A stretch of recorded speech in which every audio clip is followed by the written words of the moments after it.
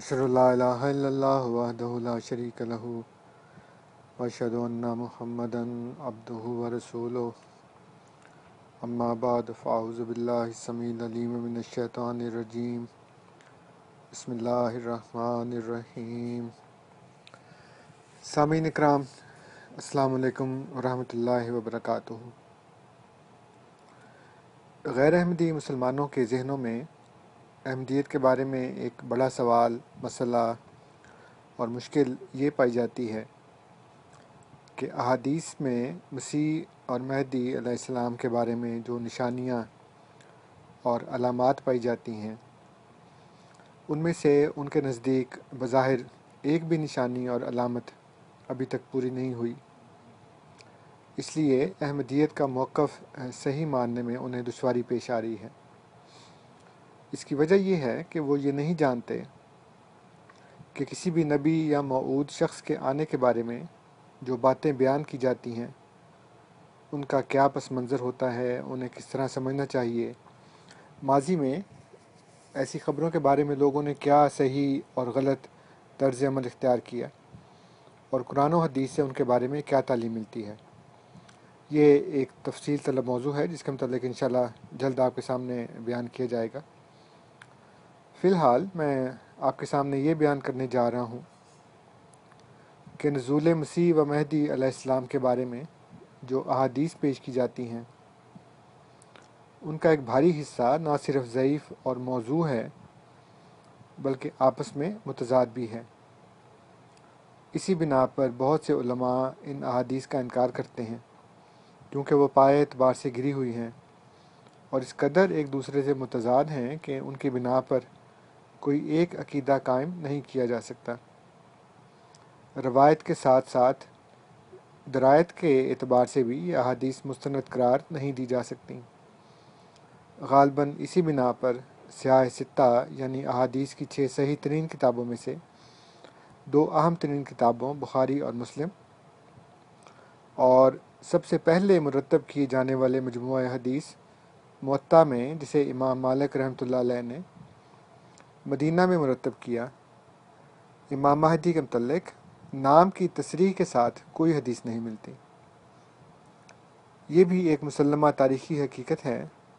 کہ بنو امیہ اور بنو عباس کے ادوار میں ان حکمران خاندانوں میں سے ظہور امام مہدی کو ثابت کرنے کے لیے بہت سی احادیث وضع کی گئیں۔ اس بنا پر بہت سے قدیم اور جدید علماء نے ان احادیث کا انکار یا ان کے متعلق اپنے شکوک و شبہات کا اظہار کیا۔ سیرت النبی صلی اللہ علیہ وآلہ وسلم کی ایک مشہور کتاب رحمۃ للعالمین کے مصنف قاضی سلمان منصور پوری صاحب اپنی کتاب تاریخ المشاہیر میں ابن تومرت مہدی کے حالات بیان کرتے ہوئے صفحہ 188 پر ظہور مہدی کی احادیث کے متعلق لکھتے ہیں، قارئین ان حالات کو پڑھیں اور دیکھیں کہ مہدی کے نام سے دنیا میں بالخصوص دنیا اسلام میں کیا کچھ ہو چکا ہے۔ مجھے اس مقام پر اس قدر لکھ دینا چاہیے کہ ظہور مہدی کے متعلق اگرچہ روایات بکثرت ہیں جن کا شمار درجنوں پر ہے، مگر ایسی حدیث ایک بھی نہیں ہے جو محدثین کے مسلمہ اصول تنقید کے مطابق صحیح مسند مرفوع کا درجہ رکھتی ہو۔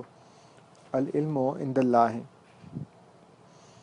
مولانا عبید اللہ سندھی اپنی کتاب عقیدہ انتظار مسیح و مہدی میں صفحہ 11 پر لکھتے ہیں،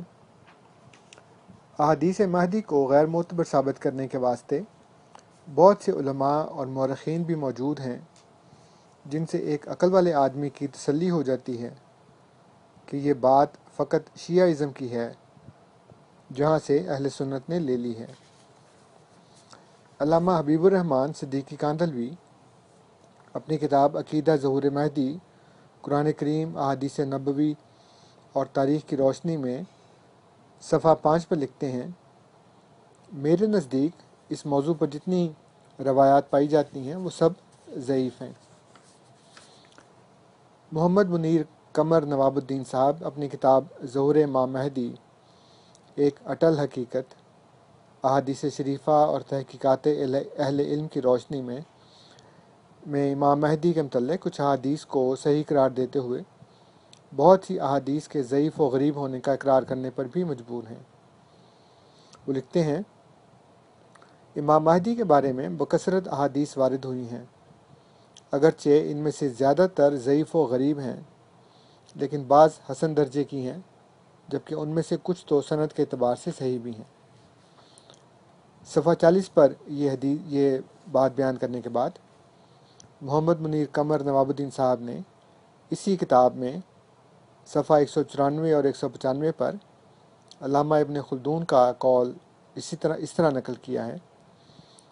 یہ کل احادیث ہیں جنہیں امام مہدی کے بارے میں ائمہ حدیث نے روایت کیا ہے، جن میں آیا ہے کہ وہ آخر زمانے میں ظاہر و خارج ہوں گے۔ ان احادیث میں سے سوائے تھوڑی سی، بلکہ بہت ہی تھوڑی سی احادیث کے کوئی بھی نقد و جرح سے نہیں بچ سکی۔ امام بخاری و مسلم نے امام مہدی کے بارے میں کوئی حدیث اپنی کتب میں وارد نہیں کی، اگر ایسی کوئی حدیث صحیح ہوتی تو وہ بھی ذکر کرتے۔ سامعین، مہدی و مسیح کے متعلق احادیث میں واضح تضاد اس بات کو ظاہر کرتا ہے کہ وہ سب اپنے ظاہری معنی میں حضرت صلی اللہ علیہ وآلہ وسلم سے منسوب نہیں ہو سکتی۔ علماء نے ان میں پائے جانے والے لا ینحل تضادات کو عوام کی نظروں سے چھپا کر ان احادیث کے ڈھیر میں سے چند احادیث منتخب کی اور ایک مخصوص عقیدہ وضع کر کے مسلمانوں کو یہ تاثر دینے کی کوشش کی کہ گویا اس موضوع پر صرف یہی حدیث پائی جاتی ہیں۔ بات یہیں پر ختم نہیں ہوئی، ان علماء نے ایسی حدیث کو ایک خاص ترتیب دے کر سارے واقعات کو کسی ڈرامے کے منظرنامے کی طرح ڈھالا اور لوگوں کو یہ باور کرانے کی کوشش کی کہ یہ سارے واقعات اسی طرح ایک دوسرے کے بعد رونما ہوں گے۔ دارالعلوم دیوبند کے استاذ الحدیث بدر عالم صاحب نے اپنی کتاب ترجمان السنہ کے باب الامام المہدی میں اس اسکرپٹ کی تیاری کا اعتراف کیا ہے۔ بدر عالم صاحب شاہ رفیع الدین محدث دہلوی کی کتاب علامات قیامت میں امام مہدی و مسیح موعود علیہ السلام کے متعلق بیان کردہ احادیث نقل کرنے کے بعد حاشیے میں لکھتے ہیں، اس موقع پر یہ بات یاد رکھنی ضروری ہے کہ شاہ صاحب موصوف یعنی شاہ رفیع الدین صاحب رحمۃ اللہ علیہ نے یہ تمام سرگزشت گو حدیثوں کی روشنی ہی میں مرتب فرمائی ہے، جیسا کہ احادیث کے مطالعے سے واضح ہے،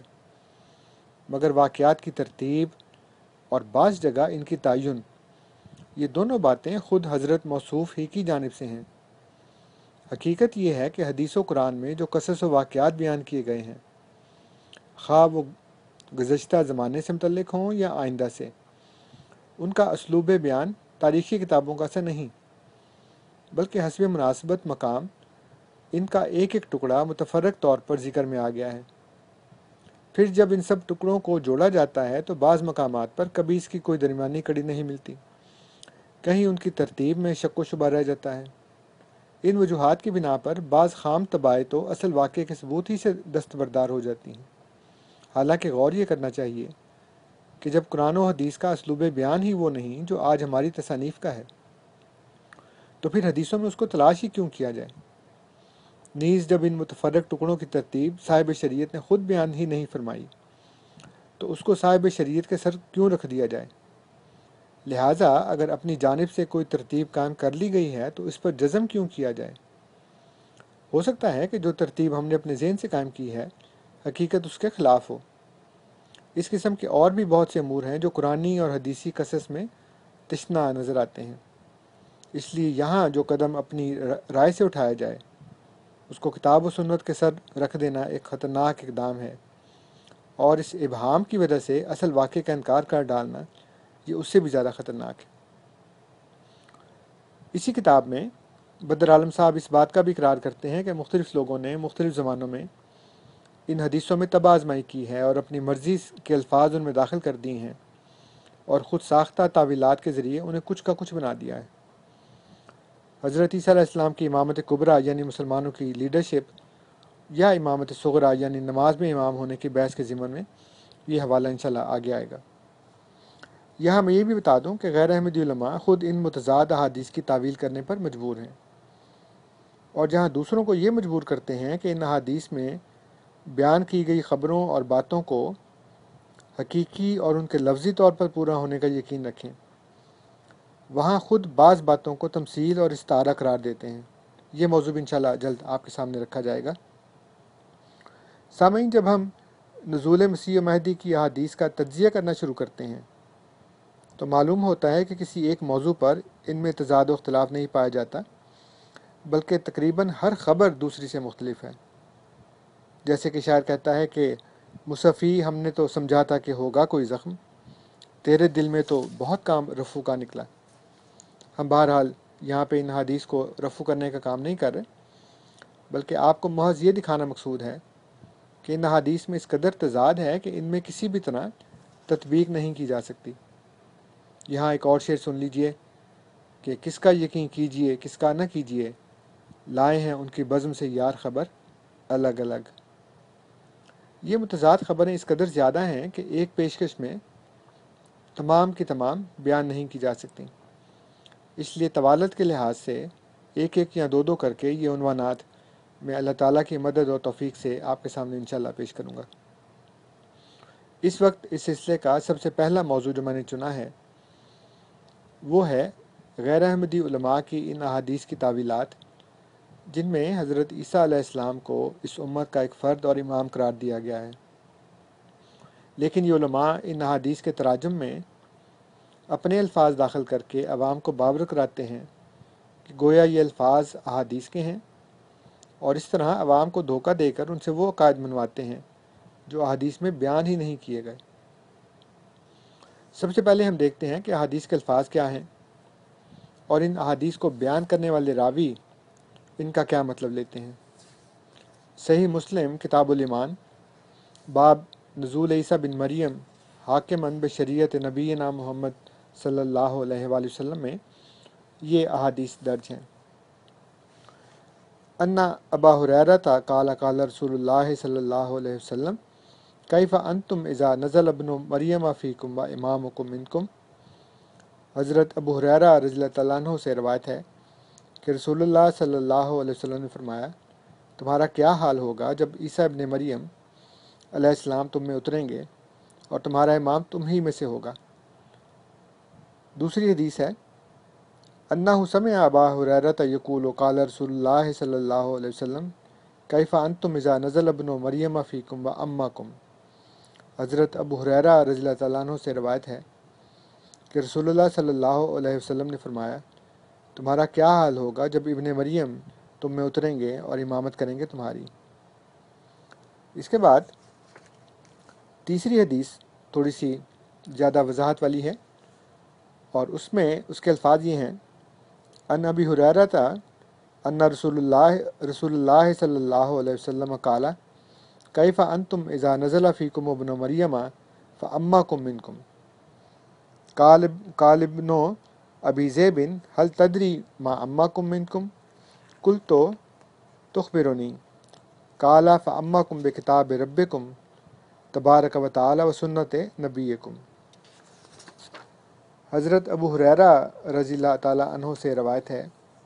کہ رسول اللہ صلی اللہ علیہ وسلم نے فرمایا، تمہارا کیا حال ہوگا جب ابن مریم تمہارے درمیان اتریں گے پھر امامت کریں گے تمہاری، تم میں سے ہی۔ ابن ابی ذئب نے کہا، تو جانتا ہے اس کا مطلب کیا ہے امامت کریں گے تمہاری تم میں سے؟ میں نے یعنی ولید بن مسلم نے کہا، بتائیے۔ انہوں نے کہا کہ وہ تمہارے رب کی کتاب اور تمہارے نبی کی سنت کے مطابق امامت کریں گے۔ اس باب کے بعد صحیح مسلم میں کتاب الفتن و اشراط الساعۃ باب فی فتح قسطنطنیہ و خروج الدجال و نزول عیسیٰ ابن مریم میں اسی نوعیت کی ایک اور حدیث بیان کی گئی ہے، جس کا ایک ٹکڑا یہ ہے فینزل عیسیٰ ابن مریم فامہم، بس عیسیٰ ابن مریم نازل ہوں گے بس ان کی امامت کریں گے۔ اس کے بعد حدیث کی ایک اور مشہور اور مستند کتاب معارض لزمان الی زوائد ابن حبان میں ایک حدیث کے الفاظ یہ ہیں وینزل عیسیٰ ابن مریم فیؤمہم فاذا رفع رأسہ من الرکعۃ قال سمع اللہ لمن حمدہ قتل اللہ الدجال و अज़र المؤمنین۔ اس کے حاشی میں لکھا ہے اسنادہ صحیح، اور اس کے بعد یعنی کہ اس کی اسناد صحیح ہے، اور اس کے بعد اس حدیث کا دیگر کتب میں مذکور کیا جانا لکھا ہے۔ سامعین، آپ نے ملاحظہ فرمایا کہ ان حدیث میں واضح طور پر بتایا جا رہا ہے کہ جس عیسیٰ علیہ السلام کے نزول کی خبر دی جا رہی ہے وہ کوئی اور نہیں بلکہ مسلمانوں کے امام ہوں گے، انہی میں سے ہوں گے، اور کتاب اللہ اور سنت رسول اللہ صلی اللہ علیہ وسلم کے مطابق مسلمانوں کی امامت کریں گے۔ اب میں آپ کو دکھاتا ہوں کہ کس طرح یہ غیر احمدی علماء اس ایک ہی موضوع پر کتنے مختلف الخیال ہیں۔ دیگ کا ایک دانہ چکھنے سے آپ کو اندازہ ہو جائے گا کہ باقی دیگ یعنی نزول مسیح و مہدی کے بارے میں دیگر احادیث کے متعلق ان علماء کے اختلافات و تضادات کا کیا حال ہے۔ یہ علماء کبھی آپ کو بتاتے ہیں کہ نزول کے بعد حضرت عیسیٰ علیہ السلام مسلمانوں کو نماز پڑھائیں گے اور نماز میں ان کے امام ہوں گے۔ کبھی بتاتے ہیں کہ مسلمانوں کا نماز میں امام امت محمدیہ کا ایک فرد ہوگا۔ کبھی یہ کہتے ہیں کہ حضرت عیسیٰ علیہ السلام مسلمانوں کے سربراہ اور حاکم عادل بن کر نازل ہوں گے۔ کبھی کہتے ہیں مسلمانوں کا سربراہ مسلمانوں میں سے ہوگا۔ کبھی کہتے ہیں کہ حضرت عیسیٰ علیہ السلام امت محمدیہ کے ایک فرد بن کر نازل ہوں گے۔ کبھی کہتے ہیں کہ جب مسلمانوں کا امام انہیں نماز پڑھانے کی دعوت دے گا تو وہ کہیں گے نہیں، یہ اعزاز امت محمدیہ کے لیے ہی اللہ نے مخصوص کر رکھا ہے کہ ان کے بعض کے امام ہوں، گویا وہ اس امت کے فرد نہیں ہوں گے۔ اور پھر یہ علماء 180 درجے پر واپس جاتے ہوئے اس بات کے بالکل الٹ یہ بیان کرتے ہیں کہ پہلی نماز کے بعد باقی نمازوں میں حضرت عیسیٰ علیہ السلام امامت فرمائیں گے، جس کا مطلب یہ ہے کہ یا تو امامت نماز کا یہ خصوصی اعزاز امت محمدیہ سے چھین لیا جائے گا اور امت محمدیہ سے باہر کے ایک نبی کو یہ اعزاز دے دیا جائے گا، یا پھر پہلی نماز کے بعد حضرت عیسیٰ علیہ السلام امت محمدیہ میں شامل کر لی جائیں گے۔ کبھی کہتے ہیں کہ پہلی نماز کے بعد حضرت عیسیٰ علیہ السلام دجال کو قتل کریں گے۔ کبھی کہتے ہیں کہ بعد کی نمازوں میں سے ایک نماز پڑھاتے ہوئے دجال کے قتل اور مسلمانوں کی کامیابی کی دعا کریں گے۔ گویا ایک عجیب گورکھ دھندا ہے جسے پیچ در پیچ اور نہ صرف ایک دوسرے سے بلکہ خود اپنی ہی تشریحات سے متضاد تعویلات کر کے مسلمان عوام کو مجبور کیا جاتا ہے کہ وہ ان باتوں کو مان لیں۔ اب یہ جو باتیں میں نے بھی آپ کے سامنے رکھی ہیں ان کا ثبوت ملاحظہ فرمائیں۔ ایک اہل حدیث عالم ابو عمیر سلفی نے اپنی تالیف نزول عیسیٰ ابن مریم علیہ السلام و خروج مسیح الدجال لعنۃ اللہ علیہ من الاحادیث والآثار الصحیحہ کے صفحہ 9 اور 10 پر موارد لزمان الی زوائد ابن حبان والی حدیث جو بھی میں نے آپ کے سامنے رکھی ہے اس کو درج کر کے اس کی سند کو حسن قرار دیا ہے، اور اس کا ترجمہ یہ کیا ہے: اور عیسیٰ بن مریم علیہ السلام نازل ہوں گے، مومنین کی امامت کریں گے، بس جب وہ رکوع سے سر اٹھائیں گے تو کہیں گے سمع اللہ لمن حمدہ، اللہ تعالیٰ دجال کو قتل کر دے گا اور مومنین کو کامیاب و کامران کر دے گا۔ اس کے بعد صفحہ 11 پر صحیح مسلم سے ایک اور حدیث درج کر کے اس کے ترجمے میں لکھتے ہیں: اس وقت عیسیٰ بن مریم علیہ السلام اتریں گے اور امام بن کر نماز پڑھائیں گے۔ یہاں ابو عمیر سلفی صاحب یہ بتا رہے ہیں کہ ان دو حدیث کے مطابق حضرت عیسیٰ علیہ السلام مسلمانوں کے نماز میں امام ہوں گے، جبکہ اس سے پہلے صفحہ 8 پر بخاری کی ایک حدیث درج کرتے ہوئے اماموں کو منکم کا ترجمہ یہ کر چکے ہیں: اور تمہارا امام تمہاری قوم میں سے ہوگا۔ انور شاہ کشمیری کی ایک کتاب التصریح بما تواتر فی نزول المسیح کا اردو ترجمہ ترتیب و تشریح مفتی محمد رفیع عثمانی صاحب نے علامات قیامت اور نزول مسیح کے نام سے کیا ہے۔ اس میں حضرت عیسیٰ علیہ السلام کا مسلمانوں کا امام ہونے کے بارے میں احادیث کی جو تعویلات اور ان کے تراجم میں اپنے الفاظ داخل کر کے جو تحریفات کی گئی ہیں وہ میں آپ کے سامنے رکھتا ہوں۔ اس کتاب کے صفحہ 46 پر مفتی صاحب उस हदीस का तर्जुमा जो सही मुस्लिम से अभी आपके सामने रखी गई है ये करते हैं, तुम्हारा उस वक़्त क्या हाल होगा जब इब्न मरीम तुम में नाजिल होंगे और उस वक़्त तुम्हारा इमाम तुम यानी उम्मत मोहम्मदिया ही में से होगा।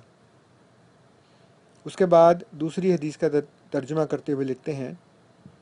बस ईसा बिन मरीम नाजिल होंगे तो उस जमात का अमीर उनसे कहेगा कि आइए नमाज़ पढ़ाइए। आप फरमाएंगे, नहीं, अल्लाह ने इस उम्मत को इजाज़ बख्शा है, इसलिए तुम ही बाज़ के अमीर हैं। यहाँ एक सवाल ये पैदा होता है कि ये अमीर साहब उस हदीस को यकीनन जानते होंगे जिसके मुताबिक उम्मत मोहम्मदिया का इमाम उम्मत में से ही होगा, तो फिर वो क्यों फरमान रसूल सल्लल्लाहु अलैहि वसल्लम की खिलाफ वर्जी करते हुए उम्मत के बाहर से एक शख्स को, चाहे वो अल्लाह का नबी ही क्यों ना हो, इमामत की दावत देंगे। ये बात भी काबिल गौर है कि उन अमीर साहब को तो ये बात मालूम नहीं थी कि उम्मत में से बाज़ के अमीर होंगे, लेकिन बाहर से आने वाले एक नबी को जो सदियों से आसमान पर बैठे थे उनको यह हकीकत मालूम थी। दूसरी बात यह है कि अगर इमामों को मिनकुम का तर्जुमा ये किया जाए कि नुज़ूल ईसा अलैहिस्सलाम के वक्त मुसलमानों का इमाम मुसलमानों में से ही होगा, तो इसका मतलब ये है कि हज़रत ईसा अलैहिस्सलाम मुसलमानों में से नहीं होंगे, जबकि मोहम्मद यूसुफ लुधियानवी साहब तोहफ़ा कादियानियत की जिल्द सोम के सफ़ा 182 और 183 पर उलमा के दो हवाले नकल करते हैं जिनके मुताबिक हज़रत ईसा अलैहिस्सलाम उम्मत मोहम्मदिया के एक फ़र्द होंगे। फिर इसके बावजूद वो नमाज़ पढ़ाने के अहल क्यों नहीं होंगे? ये तो चित भी मेरी और पट भी मेरी वाला हिसाब है कि जब चाहा हज़रत ईसा अलैहिस्सलाम को उम्मत मोहम्मदी का फ़र्द बना लिया और जब चाहा उन्हें उम्मत से बाहर निकाल कर उम्मत के एक फ़र्द को अपना इमाम बना लिया। वापस मुफ्ती रफ़ी साहब की तावीलात की तरफ आते हैं। मुफ्ती साहब इसी सफ़े पर नीचे हाशिए में लिखते हैं, दूसरी अहादीस मसलन हदीस 104, 105, 107, 110, 112, 115 में सराहत है कि वो इमाम महदी होंगे जो ईसा अलैहिस्सलाम के नज़ूल के वक्त नमाज फ़जर की इमामत करेंगे, मगर बाद की नमाज़ों में इमामत हज़रत ईसा अलैहिस्सलाम किया करेंगे। अगले सफ़े यानी सफ़ा 47 पर मुस्नद अहमद की एक हदीस बयान करते हुए हज़रत ईसा अलैहिस्सलाम के मुतल्लिक़ लिखते हैं, नमाज़ों की इमामत करेंगे। इसी सफ़े पर हाशिए में उसकी वजाहत यूँ करते हैं, हदीस 2 और 3 में गुज़र चुका है कि हज़रत ईसा अलैहिस्सलाम के नज़ूल के वक्त नमाज की इमामत इमाम महदी करेंगे, लिहाजा इस हदीस का मतलब ये होगा कि हज़रत ईसा अलैहिस्सलाम बाद की नमाज़ों में इमामत करेंगे। सामीन, आप पिछली अहादीस को एक मरतबा फिर देखें। इन अहादीस के अल्फाज में कहीं भी पहली या बाद की नमाज़ों के अल्फाज नहीं हैं। मुफ्ती साहब ने खुद ही तर्जमा किया कि उम्मत मोहम्मदिया का इमाम, जिससे मुराद वो यहाँ उम्मत मुस्लिमा का सरबरा और अमीर नहीं बल्कि नमाज पढ़ाने वाले इमाम ले रहे हैं, वो उम्मत मोहम्मदिया में से ही उसका एक फ़र्द होगा। अब यहाँ काबिल तवज्जो बात यह है कि जब से इस्लाम कायम हुआ है, मुसलमानों का नमाज पढ़ाने वाला इमाम उम्मत मोहम्मदिया का ही एक फ़र्द हुआ करता है। पिछली 1400 साल की तारीख़ में ऐसा कभी भी नहीं हुआ कि उम्मत मुस्लिमा का नमाज पढ़ाने वाला इमाम कोई गैर मुस्लिम हो। अगर मुसलमानों का इमाम हमेशा से मुसलमानों में से ही होता है, जैसा कि तारीख़ गवाह है, तो फिर उस वक्त नबी अकरम सल्लल्लाहु अलैहि वसल्लम को ये वजाहत की ज़रूरत क्यों पेश आई कि जब ईसा अलैहिस्सलाम का नज़ूल होगा तो उस वक्त तुम्हारा इमाम तुम में से ही होगा। बिलाशुबा नबी अकरम सल्लल्लाहु अलैहि वसल्लम यहाँ ये वजाहत फरमा रहे हैं कि नज़ूल ईसा अलैहिस्सलाम से कहीं ये ना समझ लेना कि वो ईसा अलैहिस्सलाम जो बनी इसराइल की तरफ मबूस होकर आए थे उनका नज़ूल होगा, बल्कि जिस ईसा अलैहिस्सलाम के नाज़िल होने की मैं तुम्हें ख़बर दे रहा हूँ वो कोई और नहीं बल्कि तुम में से ही होगा और तुम्हारा इमाम होगा। इस वाज़े और बदीही हकीकत से रूगर्दानी करने के नतीजे में इन उलमा को अहादीस की तावील करने में क्या क्या चक्कर खाने पड़ते हैं, मुलाज़ा फरमाइए। इसी मज़कूरा बाला किताब के सफ़ा 55 और 56 पर अहादीस के अल्फाज फ़अम्माहुम का तर्जुमा करते हुए कौसैन में इबारतों का इजाफ़ा करते हुए कुछ का कुछ मतलब बना डालते हैं। मुफ्ती साहब लिखते हैं, ابھی مسلمان جنگ کی تیاری اور صفیں درست کرنے ہی میں مشغول ہوں گے کہ نماز فجر کی اقامت ہو جائے گی. فجر کے الفاظ انہوں نے خود ڈالیں اور فوراً عیسیٰ ابن مریم نازل ہو جائیں گے اور آگے بریکٹ میں ہے مسلمانوں کے امیر کو ان کی امامت بریکٹ کا حکم فرمائیں گے. اس کے بعد حاشیے میں عذر گناہ بدتر از گناہ کرتے ہوئے لکھتے ہیں حدیث کے لفظ فَأَمَّهُمْ کا اصل ترجمہ تو یہ ہے کہ پس آپ ان کی امامت فرمائیں گے. اب اس کے دو مطلب ہو سکتے ہیں. ایک یہ کہ اب آپ مسلمانوں کی قیادت اور امارت کے فرائض سر انجام دیں گے، اس میں تو کوئی اشکال ہی نہیں. دوسرا مطلب یہ ہو سکتا ہے کہ اب آپ نماز میں ان کی امامت کریں گے. اس پر اشکال ہوتا ہے کہ حدیث نمبر 2 میں گزر چکا ہے کہ نزول کے وقت نماز کی امامت حضرت عیسیٰ علیہ السلام نہیں بلکہ امام مہدی کریں گے. اس اشکال کے دو جواب ہو سکتے ہیں. ایک وہ جس کی طرف ہم نے متن کے ترجمے میں قوسین کی عبارت بڑھا کر اشارہ کر دیا ہے کہ امامت فرمانے سے مراد امامت کا حکم دینا ہے، کیونکہ عربی اردو میں بکثرت کہا جاتا ہے کہ بادشاہ نے فلاں شخص کو قتل کر دیا، اور مراد یہ ہوتا ہے کہ قتل کا حکم دیا. اور دوسرا جواب یہ ہو سکتا ہے کہ اس پہلی نماز کے بعد آئندہ نمازوں کی امامت مراد ہے، یعنی آئندہ نمازوں کی امامت حضرت عیسیٰ علیہ السلام کیا کریں گے، اگرچہ نزول کے وقت نماز کی امامت امام مہدی کریں گے. اس کے بعد صفحہ 71-72 پر ایک اور حدیث کے ترجمے میں بھی قوسین میں چند الفاظ داخل کر کے اپنی مرضی کا مفہوم بنا لیتے ہیں. مفتی صاحب لکھتے ہیں حضرت ابو ہریرہ رضی اللہ تعالیٰ عنہ فرماتے ہیں کہ میں نے رسول اللہ صلی اللہ علیہ وسلم کو یہ فرماتے ہوئے سنا ہے کہ عیسیٰ بن مریم نازل ہوں گے، بس سب سے پہلی نماز فجر کے علاوہ باقی نمازوں میں، اب یہ الفاظ بریکٹ میں ہیں، بس بریکٹ شروع، سب سے پہلی نماز فجر کے علاوہ باقی نمازوں میں بریکٹ بند مسلمانوں کی امامت فرمائیں گے. اور پھر الفاظ کے ان اضافے کی توجیح کرتے ہوئے نیچے حاشیے میں لکھتے ہیں کیونکہ پیچھے کئی احادیث میں گزر چکا ہے کہ نزول عیسیٰ علیہ السلام کے بعد سب سے پہلی نماز کی امامت امام مہدی کریں گے. سامعین، یہاں مفتی صاحب اپنے قارئین کو یہ دھوکہ دینے کی کوشش کر رہے ہیں کہ گویا یہ احادیث کے الفاظ ہیں جن کے مطابق اپنے نزول کے بعد حضرت عیسیٰ علیہ السلام پہلے نماز جو کہ نماز فجر ہوگی امام مہدی علیہ السلام کے پیچھے ادا کریں گے، جبکہ اس کے بعد باقی تمام نمازوں میں وہ خود امام ہوں گے. حالانکہ آپ دیکھ چکے ہیں کہ کسی حدیث میں ایسا کوئی لفظ نہیں، بلکہ یہ تمام اضافے، تعویلات اور تشریحات مفتی صاحب کی اپنی ہیں کہ وہ کہہ سکتے ہیں کہ پہلا جواب یہ ہو سکتا ہے، دوسرا جواب یہ ہو سکتا ہے، اور یہ ہو سکتا ہے کو جو ممکنات ہیں اس کو پھر خود ہی دلیل بنا دیا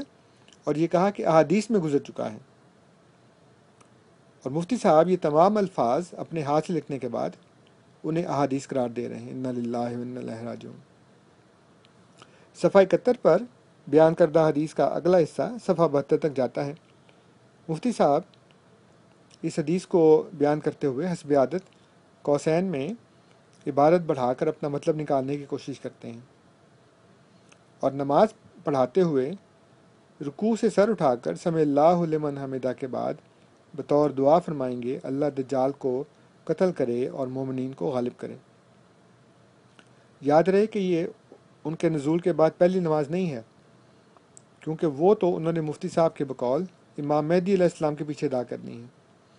لیکن یہاں سوال یہ پیدا ہوتا ہے کہ حضرت عیسیٰ علیہ السلام تو امام مہدی علیہ السلام کے پیچھے پہلی نماز ادا کرنے کے فوری بعد دجال کے قتل کے لیے نکل کھڑے ہوں گے اور باب لد تک اس کا پیچھا کر کے اسے وہاں مار ڈالیں گے. اب اس کے بعد جب وہ آئندہ نمازوں کے امام بنیں گے تو اب دجال کے قتل کی دعا کیوں مانگ رہے ہیں؟ یہ بھی نہیں کہا جا سکتا کہ حضرت عیسیٰ علیہ السلام یہ دعا امام مہدی علیہ السلام کے پیچھے نماز ادا کرتے ہوئے رکوع سے اٹھتے وقت یہ دعا پڑھیں گے، کیونکہ باجماعت نماز میں صرف امام سمی اللہ لمن حمدہ کہتا ہے، مقتدین نہیں کہتے. اگر حضرت عیسیٰ علیہ السلام یہ الفاظ کہہ رہے ہیں تو ثابت ہوا کہ وہی امام ہوں گے. سامعین، مفتی صاحب کو اس حدیث میں ایک اشکال تو نظر آیا، لیکن وہ نہیں جو مجھے اور آپ کو نظر آیا اور جس کا ذکر میں نے ابھی کیا، بلکہ ایک مختلف اشکال جس کا کوئی وجود بھی اس حدیث میں نہیں ہے. اور جسے مفتی صاحب نے قوسین میں عبادت بڑھا کر خود اپنے لیے پیدا کیا، وہ ہے دوران نماز دجال کو قتل کرنا۔ ملاحظہ فرمائیے مفتی صاحب دجال کے قتل اور مسلمانوں کی کامیابی کی دعا کی کیا تعویل پیش فرما رہے ہیں۔ مفتی صاحب لکھتے ہیں، آخر کی سمجھ میں یہ آتا ہے کہ یہ ارشاد بطور دعا کے ہوگا، ترجمہ بھی اسی کے مطابق کیا گیا ہے، اور قرینہ یہ ہے کہ حدیث میں سمع اللہ لمن حمدہ کے بعد بغیر عطف کے قتل اللہ دجال و ازر المومنین آیا ہے، اور ظاہر ہے سمع اللہ لمن حمدہ جملہ دعائیہ ہے، لہٰذا مناسب ہے کہ بعد کا جملہ بھی دعائیہ ہو،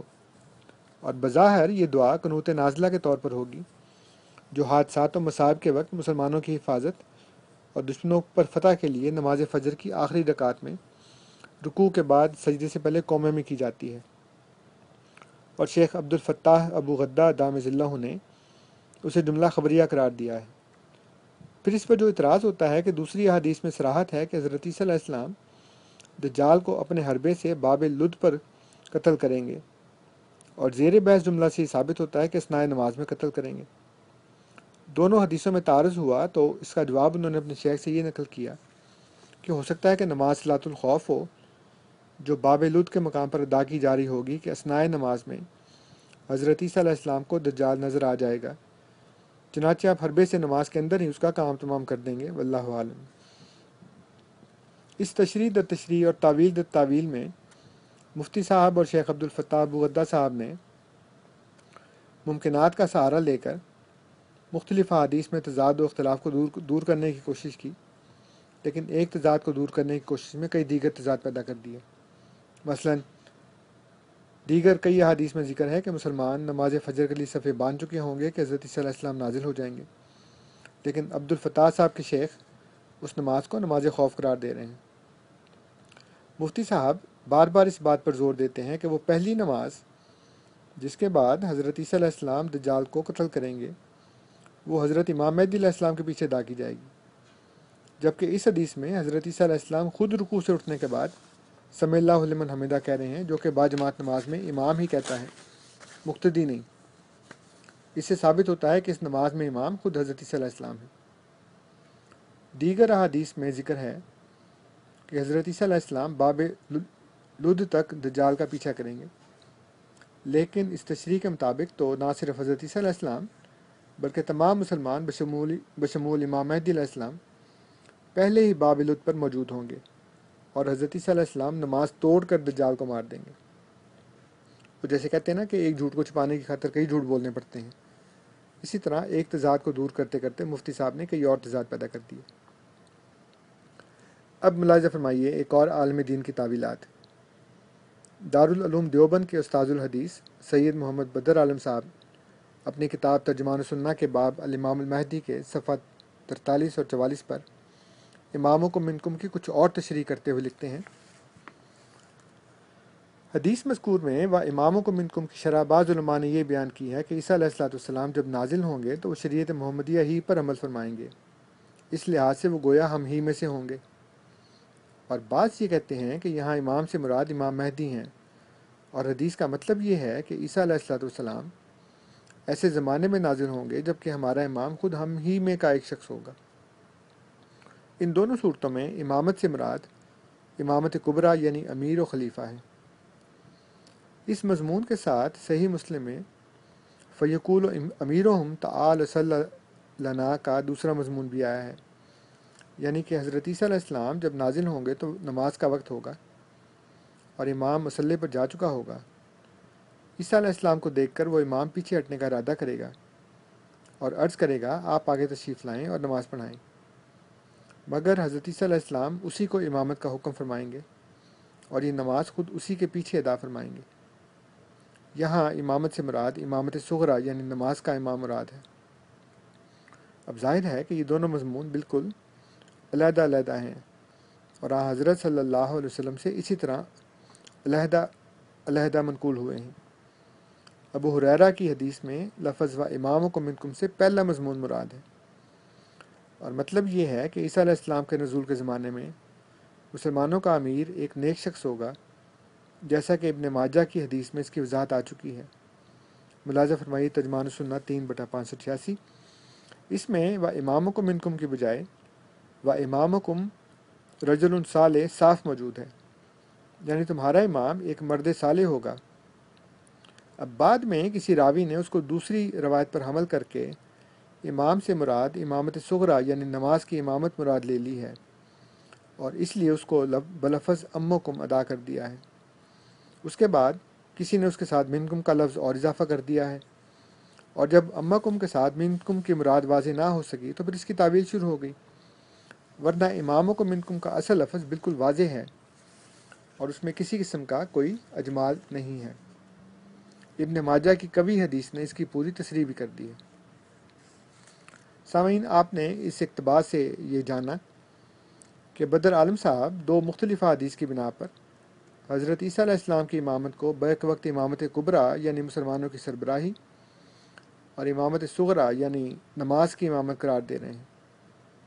اور ساتھ ساتھ علماء کا اختلاف بھی بتا رہے ہیں کہ بعض کے نزدیک امامکم منکم سے مراد حضرت عیسیٰ علیہ السلام ہیں جو بوقت نزول مسلمانوں کے سربراہ ہوں گے، اور بعض کے نزدیک امامکم منکم سے مراد مسلمانوں کا سربراہ یعنی امت محمدیہ کا ایک فرد ہوگا۔ پھر اس دوسری تشریح کو اپناتے ہوئے اور اسے صحیح ثابت کرنے کی خاطر صحیح مسلم کی ایک حدیث کو جس میں امامکم منکم کی بجائے امکم کے الفاظ ملتے ہیں، راویوں کی دست برد کا نتیجہ قرار دیتے ہوئے یہ کہتے ہیں کہ یہ احادیث صحیح نہیں ہیں، بلکہ لوگوں نے اس میں اپنی مطلب راری کے لیے اضافے کر دیے ہیں۔ اس کے بعد بدر عالم صاحب